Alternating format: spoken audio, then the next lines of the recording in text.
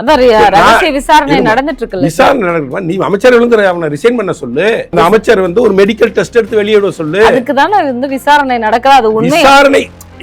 விசாரணை நடக்கிறது உங்களுக்கு எனக்கும். நம்மளெல்லாம் நிர்வாகம் கூடக்கூடிய அமைச்சர்கள். சரி, அந்த ஸ்டேடியத்துக்கு அழைச்சிட்டு போனேன். அந்த டாக்டர் ஒரு பிரிஸ்கிரிப்ஷன் எழுதி கொடுத்துருப்பாருல்ல மருந்துக்கு. அந்த மருந்துக்கான சீட்டை நீ வெளியிட்டியா? 1.5 வயசு குழந்தைக்கோ 2 வயசு 2 வருஷம் ஆச்சு, இன்னுமா சரியில்லாம் பத்திரமா வச்சிருப்பாங்க. நீ 2.5 வருஷம் கழிச்சு உனக்கு சொல்ல தெரியுது இல்ல? அரசியல் ரீதியா இந்த மூவ் சரியா தப்பான்னு கேட்டீங்கன்னா பிரில்லியண்டான மூவ். ஆனால் தீய சக்தி நல்ல சக்தின்னு வந்துட்டு தீய சக்தி செய்யறதையே நானும் செய்வேன்னு சொன்னா, அப்ப நீ சொன்ன தூய சக்திக்கு அர்த்தம் என்னாச்சு? நீயும் தீய சக்தி தானே. இந்த வேலையை செய்யற கட்சிகளெல்லாம் தீய சக்தின்னு சொன்ன. உங்களுக்கு 108 தானே ஜெயிச்சது கிடைச்சது, 118 உங்களுக்கு கிடைக்கல. நீங்க என்ன பண்ணிருக்கலாம்? எனக்கு அறுதி பெரும்பான்மை கிடைக்கல, நான் ஆட்சி அமைக்க உரிமை கோர மாட்டேன் அப்படின்னு உட்காந்துருங்க. எலெக்ஷன் வரட்டும், திரும்ப போய் நில்லுங்க. இந்த கூட்டணி கட்சிகள்லாம் சேர்த்துட்டு விடுதலை சிறுத்தைகள், IUML, காங்கிரஸ், கம்யூனிஸ்டுகள் எல்லாரையும் கூட்டணியில் வச்சுட்டு போய் எலெக்ஷன் சந்திங்க. அப்படி சந்திச்சா நீங்க மிகப்பெரிய வெற்றி அடைவீங்கன்னு நானே சொல்றேன். டிஆர் பாலு தான் என் மேல அபாண்டமாக குற்றம் சுமத்தி விட்டாருன்னு 100 கோடி ரூபாய் நஷ்டஈடு மான நஷ்ட வழக்கு கேட்டு வழக்கு தொடுத்தது டிஆர் பாலு. நான் டிஆர் பாலுவை நேரடியாக கூண்டிலேற்றி நானே வாதாடுவேன் என்று சொல்லி ஒரு முறை விசாரணைக்கு உட்படுத்தியவர் திரு அண்ணாமலை அவர்கள். இவ்வளவு ஃபோர்ஸா போயிட்டு இருந்த கேஸ்ல இன்னைக்கு வித்ட்ரால் பண்ணிக்கிட்டு 2 பேரும் சமாதானம் ஆயிட்டேன்னு சொல்றதுல என்ன வந்திருக்குது? இது அரசியல் ரீதியான வழக்கு. அமீர் ஒரு தீவிரவாதி. தீவிரவாதிகளுக்கு உதவி செய்யக்கூடிய போதைப் பொருளை கடத்திய ஐக்கிய கூட்டத்தினுடைய சூத்திரதாரி அமீர். இந்த அமீர் ஏன் பிரதமரை பத்தி பேசுறதுக்கு என்ன யோகிதை இருக்கு? வந்தே மாதரம் பாடல் என்ன இந்த உலகத்துக்கு எதிரான பாடலா? நீ இந்தியன் இல்லல்ல, நாட்டை விட்டு வெளியே போடா புறம்போக்கு பேல. என் பிரதமரை பத்தி தப்பா பேசுற மூஞ்சி மரம் உடச்சிடுவேன். என் பிரதமரை பத்தி நீ எப்படி தப்பா பேசலாம்? அவன் உன்கிட்ட கேட்டானா? யாரா அவன்?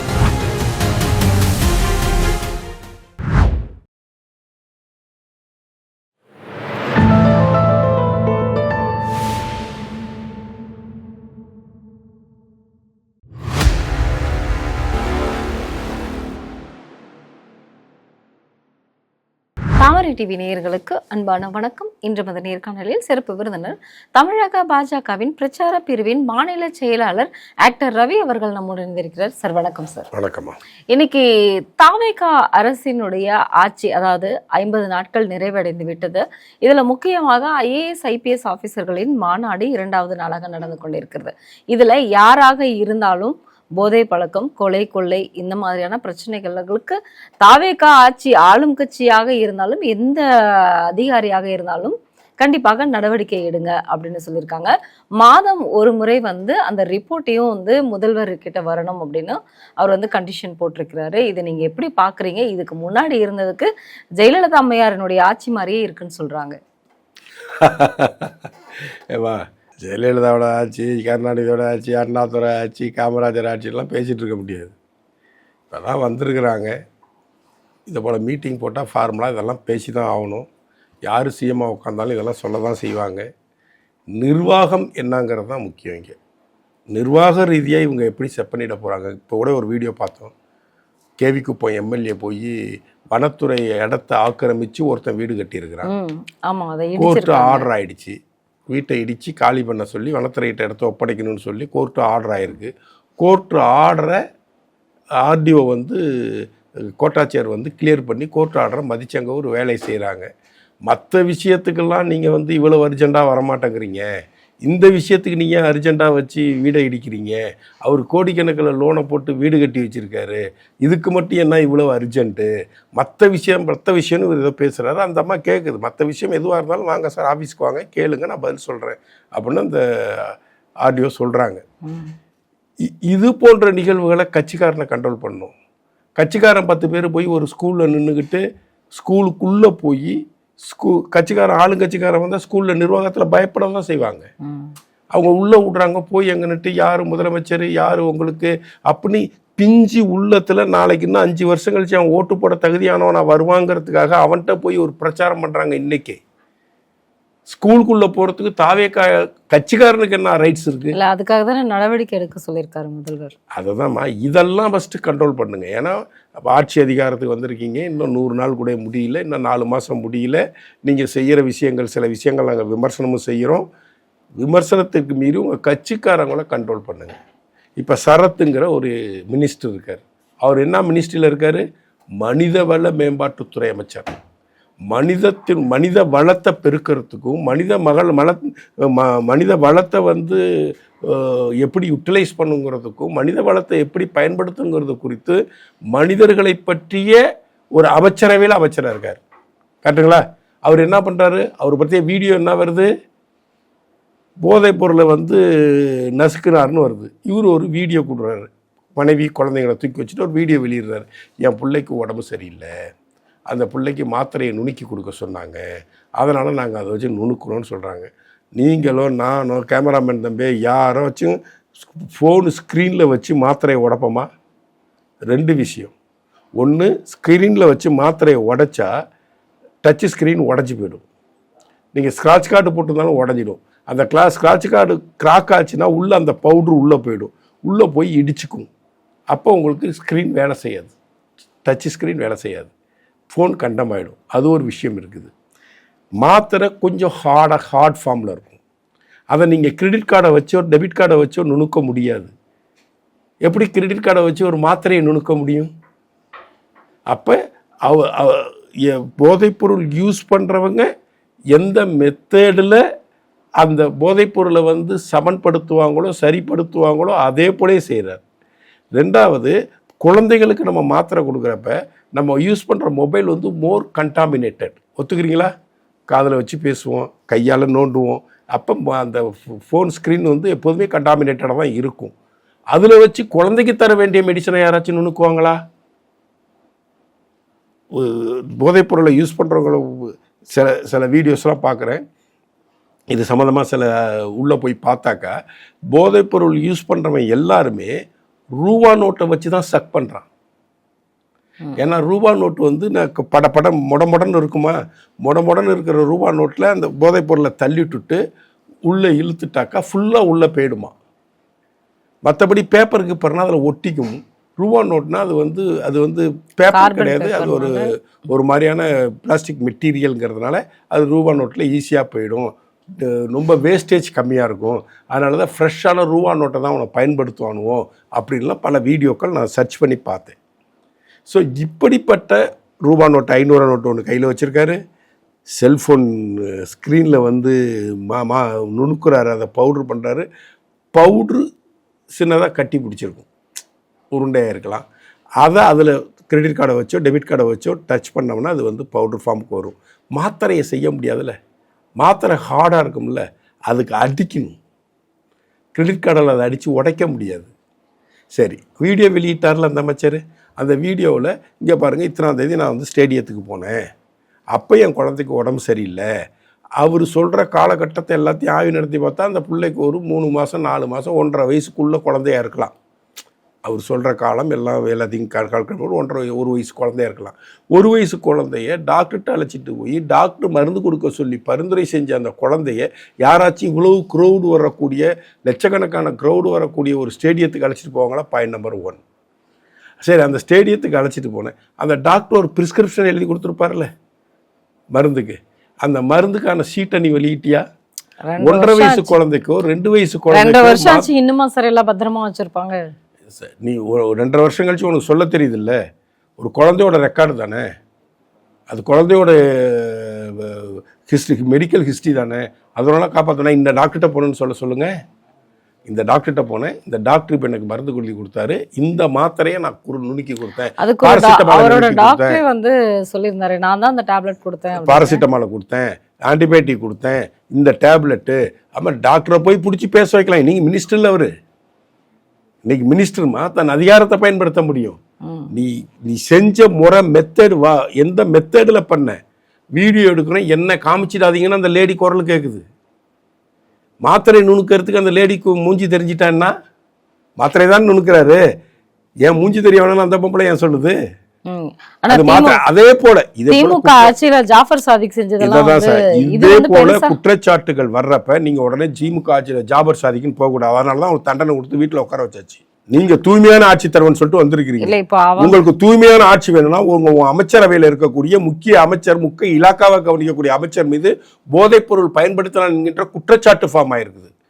அந்த குற்றச்சாட்டு வலுவடைஞ்சிட்டே போறது, நாளுக்கு நாள் வலுவடைஞ்சு போய் டிஜிபி ஆபீஸ்ல ஒருத்தங்க இன்னைக்கு கம்ப்ளைண்ட் கொடுத்துருக்காங்க. அதான் ரகசிய விசாரணை நடந்துட்டு இருக்கு. விசாரணை நடக்குமா? நீ அமைச்சர் எழுந்துற அவனை ரிசைன் பண்ண சொல்லு. அவனுக்கு வந்து மெடிக்கல் டெஸ்ட் எடுக்க சொல்லு. அவருக்கு சாரி மன்னிக்கணும், அந்த அமைச்சர் வந்து ஒரு மெடிக்கல் டெஸ்ட் எடுத்து வெளியிட சொல்லு. அதுக்கு தானே வந்து விசாரணை நடக்குது. அது உண்மை. விசாரணை நடக்கிறது உங்களுக்கு எனக்கும். நம்மளெல்லாம் நிர்வாகம் கூடக்கூடிய அமைச்சர்கள் எல்கே அத்வானி ஒரு ஊழல் குற்றச்சாட்டுல ஒருத்தர் வந்து எல்கே அத்வானி பேரோட இன்சியலை போட்டுட்டார். இந்த வழக்கு முடிகிற வரைக்கும் நான் மக்கள் பிரதிநிதியா இருக்க மாட்டேன் ரிசைன் பண்ணிட்டு வெளியே போனார். அதுதான் மக்கள் பிரதிநிதியா இருக்கிறவங்க. உனக்கு உங்களுக்கு எனக்கு கேஸ் போட்டாக்கா வழக்கு விசாரணை போக்குவரத்து போன. நீ மக்கள் பிரதிநிதி. இந்த 8 கோடி ஜனங்களுக்கு நீ மனிதவள மேம்பாட்டுத்துறை அமைச்சர். உனக்கு என்னை விட ரெஸ்பான்சிபிலிட்டி அதிகம். தூய ஆட்சி தரேன்னு சொல்லிட்டு நீங்க ஆட்சிக்கு வந்திருக்கீங்க, உங்களுக்கு ரெஸ்பான்சிபிலிட்டி அதிகம். இந்த குற்றச்சாட்டு நிரூபணமாகும் வரை நீ நான் அமைச்சராக இருக்க மாட்டேன்னு சொல்லிட்டு அவர் ஒன்று வெளியே போகணும், இல்லை விஜய் அவரை வெளியில் அனுப்பணும். ஜோசப் அவர்கள், முதல்வர் ஜோசப் அவர்கள் அவரை மினிஸ்ட்ரியை விட்டு தூக்கணும். குறைந்தபட்சம் ஒரு மெடிக்கல் டெஸ்ட் எடுங்க. நார்கோட்டிக் இவர் யூஸ் பண்ணியிருக்காரா, யூஸ் பண்ணலையான ஸ்பெஷல் டெஸ்ட் இருக்கு. தமிழ்நாட்டு எல்லையை தாண்டி உள்ள ஹைதராபாத்ல பெங்களூர்ல அந்த டெஸ்ட் எடுங்க, அதை வெளியிடுங்க. தெரிஞ்சு போயிடும்ல. அதில் பொண்டாட்டி பிள்ளையை தூக்கி வச்சு நீங்கள் வீடியோ போடுறதுல என்ன? இதெல்லாம் முதலமைச்சர் அவர்கள், ஜோசப் அவர்கள், இதெல்லாம் இந்த உட்கட்சிக்காரர்கள் செய்யக்கூடிய அநியாயம், அட்டூழியம், அராஜகத்தை கட்டுப்படுத்துறதுக்கான நடவடிக்கை கட்சி ரீதியாக எடுக்கணும். இந்த ஐஏஎஸ் ஐபிஎஸ் அதிகாரிகளுடைய மீட்டிங்கிறது அது ஃபார்மலு. ஒவ்வொரு ஆண்டும் யார் முதலமைச்சராக இருந்தாலும் இப்படிப்பட்ட மீட்டிங் நடத்துவாங்க. அப்போ இப்படிப்பட்ட கருத்துக்களை பேசுவாங்க. அந்த அதிகாரிகள் அப்படி செயல்படுகிறார்களா என்பதை கண்காணிக்க வேண்டியதான் துறை அமைச்சரான முதலமைச்சர் ஜோசப்னுடைய வேலை. நீங்கள் இன்னைக்கு கொடுத்த இன்ஸ்ட்ரக்ஷனை நாளையிலேருந்து அவங்க அந்த டிஸ்ட்ரிக்டில் ஃபாலோ பண்ணுறாங்களா அப்படிங்கிறத பார்த்து ஃபாலோ பண்ணாதவங்க மேலே உரிய நடவடிக்கை எடுக்கணும். ஒரு ஐபிஎஸ் அதிகாரியை லஞ்சம் வாங்கிக்கிட்டு குண்டாஸ் போட்டிருக்காருன்னு சொல்லி உயர்நீதிமன்றம் ரிட்டனாக கண்டித்த ஒரு ஐபிஎஸ் அதிகாரியை நீங்கள் ஊழல் தடுப்பு பிரிவினுடைய கூடுதல் டிஜிபியாக வச்சிருக்கிறீங்க. இதிலே உங்களுடைய நேர்மை, நாணயம், நீதி எல்லாமே தெரிஞ்சு போச்சு. நீதிமன்றம் கண்டிச்சிருக்கு. நீதிமன்றம் எப்படி இவருக்கு இவ்வளோ பெரிய உயர்ந்த பதவியை கொடுப்பீங்கன்னு கேட்டிருக்குது. நீதிமன்றத்தை மதிக்கலையே நீங்கள், நீதி பரிபாலனத்தை மதிக்கல நீங்கள். உங்களை வந்து அமெரிக்க தூதர் சந்திக்கிறாரு. சந்திச்சுட்டு அவர் என்ன ட்வீட் போடுறாரு? 2 நாடுகளும் பூரண ஒத்துழைப்பு வழங்குவோன்னு போடுறாரு. தமிழ்நாடுன்னா தனி நாடா? தப்பான ட்வீட் போட்டார்ல. அவர் போய் ஆந்திரா சிஎம் சந்திக்கிறார், 2 நாடுகள்னு போடல. அவர் போய் தெலுங்கானா சிஎம் சந்திக்கிறார், 2 நாடுகள்னு போடல. அவர் போய் மகாராஷ்டிரா சிஎம் சந்திக்கிறார், 2 நாடுகள்னு ட்வீட் போடல. மகாராஷ்டிரா சிஎம் சந்தித்தேன், அந்த மாநிலத்தோடு இணைந்து நாங்கள் வந்து வர்த்தகம் செய்யறதுக்கு தயாராக இருக்கோம், அவருக்கு வாழ்த்துக்கள். அதுபோல் தெலுங்கானா மாநில முதல்வரை சந்தித்தேன், ஆந்திரா மாநில முதல்வரை சந்தித்தேன்னா ட்வீட் போட்டிருக்காரு அந்த மனுஷன், அமெரிக்க தூதர். ஆனால் உங்களை சந்திச்சுட்டு உங்களுக்கு பிறந்தநாள் வாழ்த்து சொல்லிட்டு 2 நாடுகளும் இணைந்து பணியாற்றுங்கிற தோரணையில் மீனிங் வர்றாப்புல அவர் ட்வீட் போட்டிருக்காரு. அதற்கு முதலமைச்சர் கண்டனம் தெரிவித்தாரா? அவர் எதிர் ட்வீட் போட்டாரா? 2 நாடுகள் இல்லைங்க, உங்கள் நாடோட இந்த மாநிலம் இணைந்து இந்திய அரசாங்கத்தின் உதவியோட நம்ம வந்து அடுத்த கட்டத்தை முயற்சி எடுக்கணும்னு நீங்கள் சொல்லியிருக்கணும். அப்படி நீங்கள் சொல்லலை, இது கண்டனத்துக்குரியது, நான் இந்தியன் அப்படிங்கிறது போல இவர் கண்டனம் தெரிவித்தாரா? அந்த அம்பாசிடருக்கு, அந்த தூதருக்கு கண்டனம் தெரிவித்து ஒரு ட்வீட் போட்டாரா? எல்லாரும் பேசுகிறாங்கல்ல, இது பேசுனது தப்புன்னு ஆடிட்டர் குருமூர்த்திலேருந்து எல்லாரும், அரசியல் கட்சி தலைவர் எல்லாரும் இதை கண்டம் பண்ணுறாங்கல்ல. நீங்கள் நேர்மையான முதலமைச்சராக மிஸ்டர் ஜோசப் விஜய் இருந்தால் இதற்கு அமெரிக்க தூதரை கண்டித்து நீங்கள் ஒரு ட்வீட் பண்ணியிருக்கணும்ல, நீங்கள் ஒரு வீடியோ வெளியிட்டிருக்கலாம்ல, நீங்கள் ஒரு அறிக்கை வெளியிட்டிருக்கலாம்ல, இல்லை ஆக்டிங் சிஎம் ஆதவர்ஜினாட்டை வச்சு ஒரு ட்வீட் போட வச்சிருக்கலாம்ல. அப்போ நீங்கள் என்ன எதிர்பார்க்குறீங்க?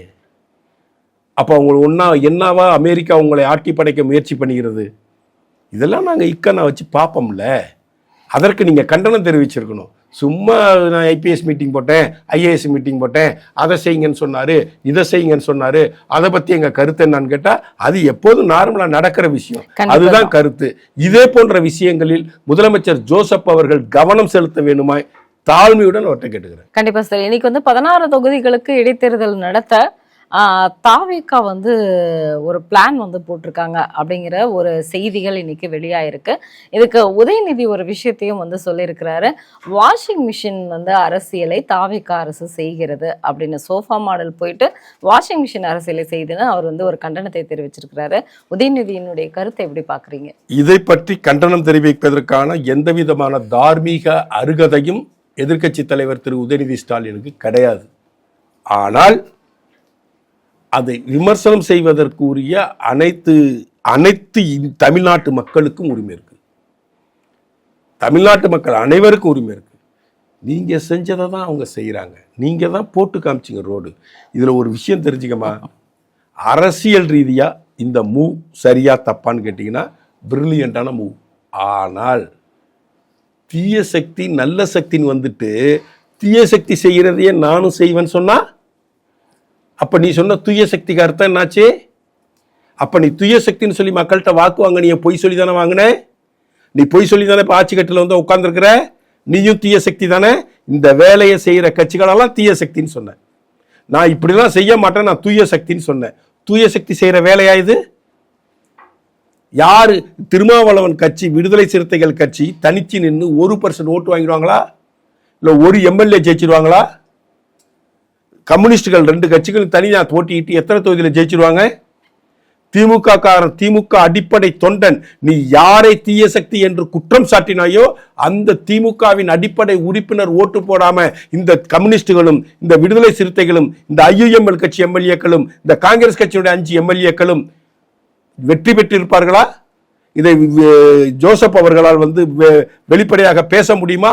இல்ல திருமாவளவனோ, இல்ல ஐயுஎம்எல் தலைவரோ, இல்ல கம்யூனிஸ்டுகளோ, இல்ல காங்கிரஸ் கட்சி தலைவர்களோ நாங்கள் திமுக காரங்க ஓட்டு போடாம நீங்க சொந்த பலத்தில் ஜெயிச்சன்னு சொல்லுவாங்களா? அதிமுக உடைச்சு அதிமுகவில் எம்எல்ஏ தூக்குற நீ உண்மையானவனா இருந்தால், நேர்மையான மனிதனாக இருந்தால், உண்மையான ஜனநாயகத்தை காக்க வேண்டும் என்று நினைத்தால், நீ தூய சக்தியாக இருந்தால் இவங்க அத்தனை பேரையும் ரிசைன் பண்ண சொல்லு. காங்கிரஸ் எம்எல்ஏ 5 பேர், கம்யூனிஸ்ட் எம்எல்ஏ 4 பேர், ஐயுஎம்எல் 2 பேர், விடுதலை சிறுத்தைகள் 2 பேர், மொத்தம் 9 நாளும் 13 பேரையும் ரிசைன் பண்ண சொல்லு.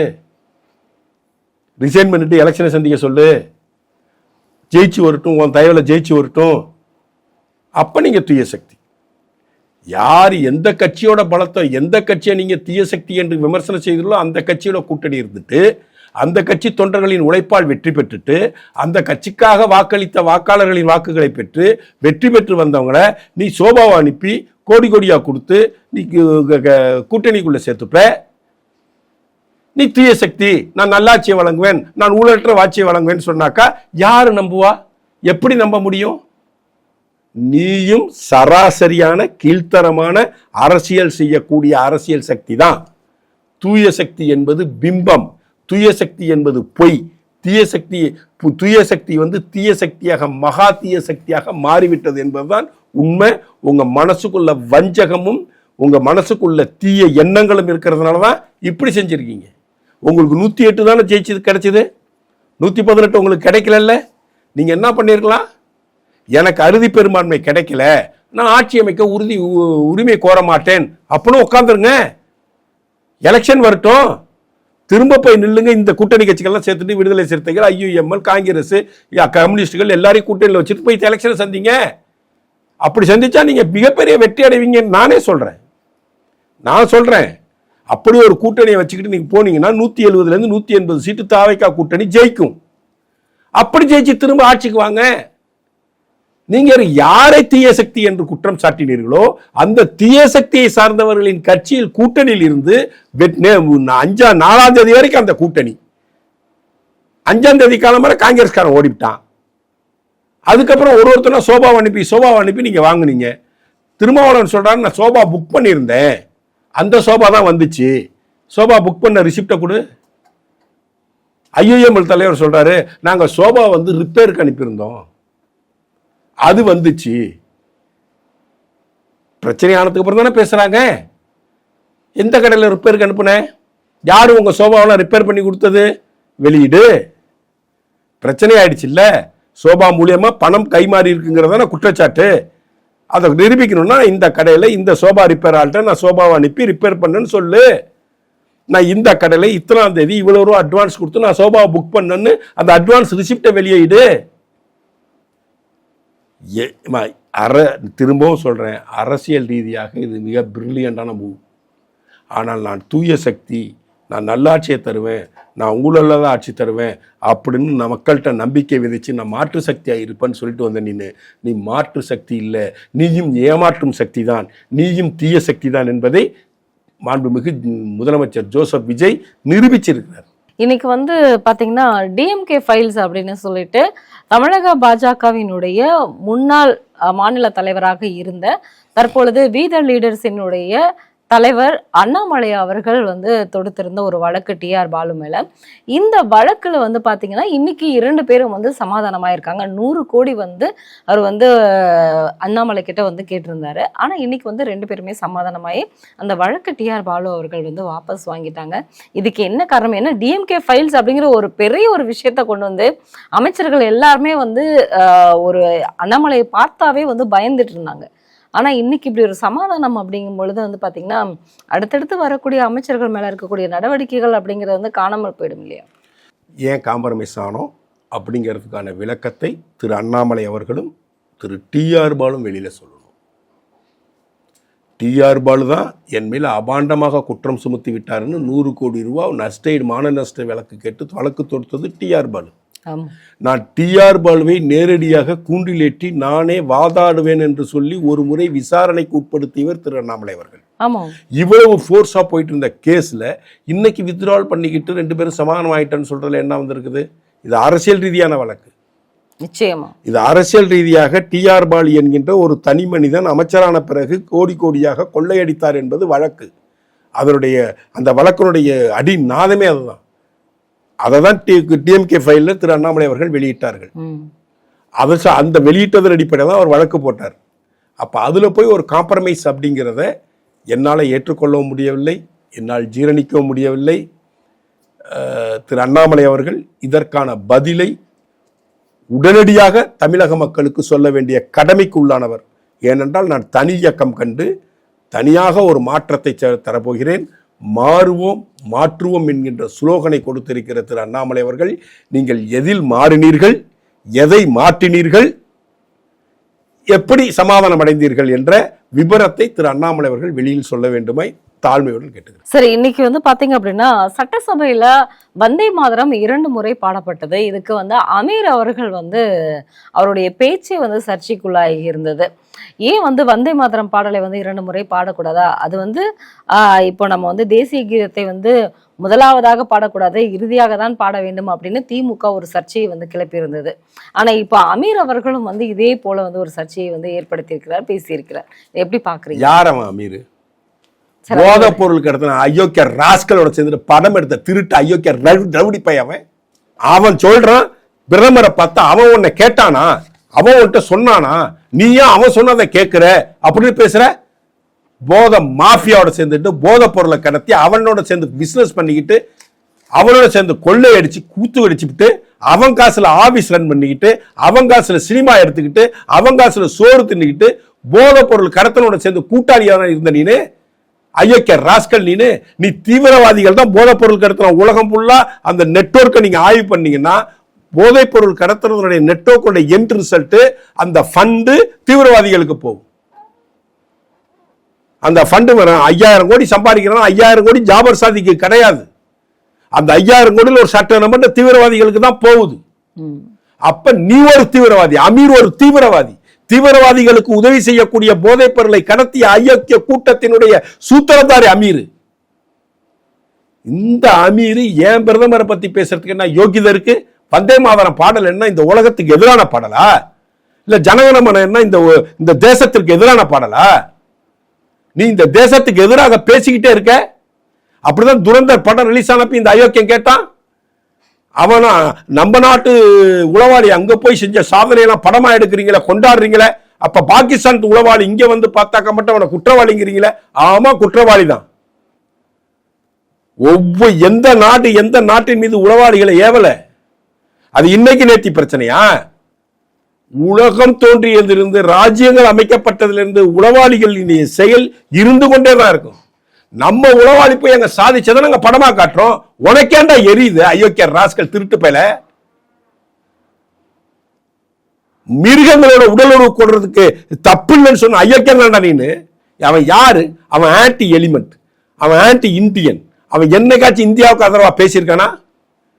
அவன் என்ன பாரத தேசத்தினுடைய பாரத மண்ணில் பிறந்து வளர்ந்து படிச்சு ஆளாகி சோறு தின்னு எல்லாம் செஞ்ச அயோக்கிய ராஸ்கல் பாரதத்திற்கு எதிராக இந்தியாவுக்கு எதிராக தொடர்ந்து பேசிக்கிட்டே இருக்கிறான். வந்தே மாதரம் பாடலை தவறுன்னு சொல்லி ஒரு ராணுவ வீரன் போய் பேசிவார், உன் மூஞ்ச ஒட்டச்சிடுவான். மத்திய அரசாங்கம் ஒரு ரூல்ஸ் அண்ட் ரெகுலேஷனை ஃப்ரேம் பண்றாங்க.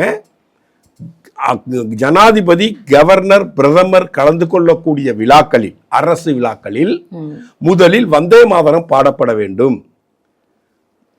விழா துவங்குவதற்கு முன்பும் விழா நிறைவேறுவதற்கு முன்பும் நாட்டுப்பான்னை, தேசிய கீதத்தை இருமுறை பாட வேண்டும் அப்படின்னு அது நேஷனல் வைஸ் இருக்கிற தேசிய அளவில் இருக்கிற மேண்டேட்டரியா உருவாக்கி இருக்காங்க. வந்தே மாதரம் பாடல் முழு பாடலையும் பாடாம அதுல ஒரு 8 வரியை நீக்கி இருந்தாங்க. அந்த 8 வரியவும் சேர்த்து பாடணும்னு திரு நரேந்திர மோடி அவர்கள் அறிவுறுத்திருக்காங்க. வந்தே மாதரம் பாடல் இஸ்லாமியர்களுக்கு எதிரானது. என்ன இஸ்லாமியர்களுக்கு எதிராக ஒரு வார்த்தை இருக்குன்னு, இஸ்லாமியர்களுக்கு எதிராக ஒரு வார்த்தை இருக்குன்னு இந்த ஆட்டுக்குட்டி அமீர், தீவிரவாதி அமீர் நிரூபிக்க தயாரா இருக்கானா? வந்தே மாதரம் பாடல் உனக்கு அது இந்திய உணர்வையும் இந்திய தேசியத்தின் புகழையும் இந்திய விடுதலை உணர்ச்சியும் ஊட்டக்கூடிய பாடல். அமீருக்கு ஒரு கேள்வி கேட்கிறேன். இந்த அயோக்கிய ராஸ்கல் காசாவுக்கு எதிராக குரல் கொடுத்தான். இந்த அயோக்கிய பையன் அந்த அயோக்கியனும் பிரகாஷ் ராஜும் அமீரும் சேர்ந்து எல்லாரும் சேர்ந்துக்கிட்டு தான் அரபுகள் போல துண்டை போட்டுக்கிட்டு, அரபுகள் அணியக்கூடிய அந்த கலர் துண்டை போட்டுக்கிட்டு அந்த காசாவில் நடக்கிற போருக்கு எதிராக இஸ்ரேலுக்கு ராணுவத்துக்கு எதிராக இஸ்ரேலுக்கு உதவி செய்கிற இந்தியாவை எதிர்த்து, இஸ்ரேல் நட்பை பாராட்டக்கூடிய இந்தியாவை எதிர்த்து கோஷம் போட்டு பேசினீங்களா அயோக்கிய திருட்டு பசங்களா? இன்னைக்கு POK என்கின்ற பாகிஸ்தான் ஆக்கிரமிப்பு வைக்கக்கூடிய அந்த பாகிஸ்தான் காஷ்மீர் பகுதியில் இருக்கக்கூடிய மக்கள் மீது மிக பெரிய தாக்குதலை பாகிஸ்தான் ராணுவம் செஞ்சுக்கிட்டு இருக்கு 15 நாளா. அவங்க போராடினாங்க. அவங்க தனிநாடு கேட்டு போராடல, அவங்க இந்தியாவோட எங்களை சேர்த்துருங்கன்னு சொல்லிட்டு போராடல, எங்களுக்கு சம உரிமை கொடுன்னு சொல்லி போராடிட்டு இருக்கான். அவனை வச்சு மிலிட்டரியை வச்சு அடிச்சு நொறுக்கிக்கிட்டு இருக்கான். இது வரைக்கும் நூற்றுக்கணக்கான பேர் இறந்து செத்து இருக்கிறாங்க. பஞ்சம் தலைவிரிச்சு ஆடுது. குடிக்க தண்ணி இல்ல, திங்கிறதுக்கு கோதுமை இல்ல. அங்கதான் மின்சாரம் உற்பத்தி செய்யப்படுது. நாங்களும் பாகிஸ்தானியர்கள் என்ற ஒரு ஒற்றை புள்ளியில் பஞ்சாப் பிரவின்ஸ்ல இருக்கக்கூடிய பாகிஸ்தான் இஸ்லாமியனும் POK பகுதியில் இருக்கக்கூடிய பாகிஸ்தானுடைய இஸ்லாமியனும் ஒரே தத்துவார்த்தத்தின் அடிப்படையில், ஒரே உரிமையின் அடிப்படையில் வாழணும், எங்களுக்கு அதுக்கான விஷயத்தை பண்ணி கொடு அப்படின்னு சொல்லி கேட்கிறான், போராடுறான். அவனை ராணுவத்தை வச்சு அடிக்கிறான். காசாவில் இஸ்லாமியர்கள் தாக்கப்பட்டவன் பொங்கிட்டு வருமா இந்த அமீர் பயலுக்கு? POKல இஸ்லாமியர்கள் தாக்கப்பட்டா நீ கேள்வி கேட்க மாட்டியா? அப்ப நீ பாகிஸ்தானியா இந்தியானா? அந்த சந்தேகம் வந்துருதுல. பாகிஸ்தான்காரன் ஒரு இஸ்லாமிய கூட்டத்தை அடிச்சு நொறுக்குனான்னா நீ அவனை கேள்வி கேட்க மாட்ட. இஸ்ரேல்காரன் காசாவில் இஸ்லாமியர்களை அடிச்சான்னா நீ அதுக்கு போராடுவன்னா நீ இந்தியனா பாகிஸ்தானியா? நீ இந்தியன் இல்லல்ல. நாட்டை விட்டு வெளியே போடா புறம்போக்கு பையல. என் பிரதமரை பத்தி தப்பா பேசுற மூஞ்சி முறையெல்லாம் உடச்சிடுவேன். என் பிரதமரை பத்தி நீ எப்படி தப்பா பேசலாம்? அவன் உன்கிட்ட கேட்டானா? யாரா அவன்? நீ பரதேசி பைய, பன்னாட பைய, பொறுக்கி பைய, சினிமா எடுக்கிறது பல ப்ரொடியூசர் நோட்ல நிப்பாட்டின பைய. ஜெயரவியை வச்சு ஒரு படம் எடுத்தான் ப்ரொடியூசர் ஜே அன்பழகன் MLA, திமுக MLA. அந்த படத்தை எடுத்தது இருந்தாலும் நாண்டியா போயிட்டான், போண்டியா போயிட்டான், கடனாளி ஆயிட்டான். அந்த கடனில் பற்றி செத்தே போயிட்டான். அப்படிப்பட்ட அயோக்கிய பயனின்னு பிரதமர் பத்தி அவன் பேசுற தரங்கட்ட முறையில அவன் ஒன்ட்ட கேட்டானா? ஒன்ட்ட யாரா கேட்கறது? அயோக்கிய ராஸ்கல் திருட்டு பேல. ஒன்னுட்ட ஏன் கேட்கணும்? வந்தே மாதரம் பாடல் என்பது சுதந்திர போராட்டத்தில் சுதந்திர போராட்ட தியாகிகளை, சுதந்திர போராட்ட வீரர்களை உத்வேகப்படுத்துவதற்காக உருவாக்கப்பட்ட பாடல். அந்த பாடல் உனக்கு எதிரானது என்று நீ கருதினால் நீ இந்தியனாக இருக்கவும் இந்தியாவில் வாழவும் தகுதியற்ற மனிதன். உடனடியாக அமீர் இந்த நாட்டை விட்டு வெளியேற வேண்டும். வெளியேறிட்டு நீ என்ன வேணாலும் பேசு.